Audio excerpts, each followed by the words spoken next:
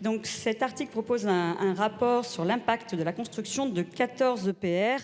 Rien que ça. Alors je sais bien que ce sont les objectifs fixés par le discours de Belfort du président, mais je ne peux pas m'empêcher de trouver que tout ça relève d'un optimisme un petit peu délirant. Je ne sais pas si vous vous rendez compte quand même qu'à l'heure où nous parlons, on en a péniblement construit un d'EPR et qu'il n'est toujours pas en service. Quelques chiffres. Donc en 2007, le chantier de Flamanville, puisque c'est de celui-là que je parle, devait durer 5 ans pour un coût de 3,3 milliards d'euros. Finalement, on en est plutôt vers une durée d'au moins 17 ans et une facture multipliée par 6 pour arriver à près de 20 milliards.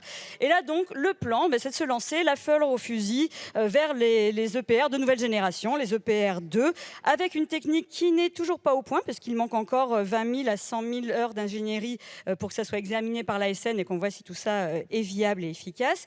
Et en prime, donc, on fonce sans tenir compte de la nouvelle donne climatique. Ces EPR ne verront pas le jour avant 10 à 15 ans.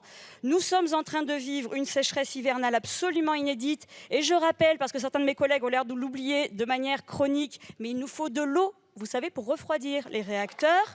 Voilà, merci. Les scientifiques s'inquiètent déjà pour l'été à venir. Notre ministre Béchu lui-même l'a dit, il faut se préparer à un scénario de plus 4 degrés en France. Et enfin, Madame la ministre, vous nous l'avez dit tout à l'heure, on construit pour le siècle qui vient.